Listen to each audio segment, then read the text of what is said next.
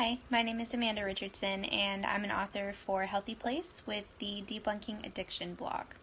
Today, I just wanted to talk to you guys a little bit about behavioral addictions. Over the last couple weeks, really the last month, I've talked a lot about behavioral addictions, or process addictions is often what they're called, and kind of how that can be impactful for your life in ways that a lot of people wouldn't expect. You know, a lot of people, when they think of addiction, they think of like chemical dependency or really hard drugs, specifically just substances in general. They associate substances with addiction, not really keeping in mind that addictions can be behaviors and habits and unhealthy ways of thinking. And that's really the root of it all. So I just wanted to kind of wrap that up and talk a little bit about how behavioral addictions are so interesting in the fact that they often involve just everyday things in your life. Like, for example, it can be sex, it can be shopping, it can be working out, it can be food. And so I've just learned in my own life that because they're such regular things, whenever you're recovering from a behavioral addiction, it just requires a different type of discipline. And I don't want to say more or less than the way that like a substance addiction would.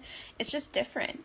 Because, you know, if you're addicted to even something like cigarettes or alcohol, you could just cut those things out of your life and never look back and never do them again, right?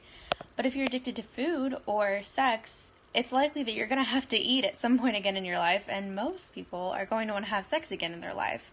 So when I've recovered from my behavioral addictions, it's been really, really important for me to keep in mind that abstinence isn't what's going to get me to my recovery. It's really just rewiring my brain and changing the way that I think and the way that I approach those specific unhealthy habits.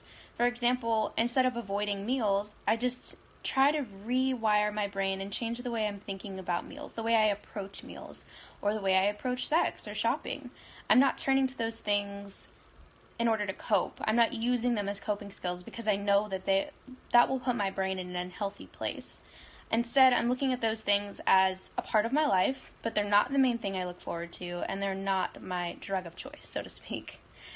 Alright, well that's pretty much all I have for you guys. I hope y'all are having a great day, and I will talk to you later on. Thanks.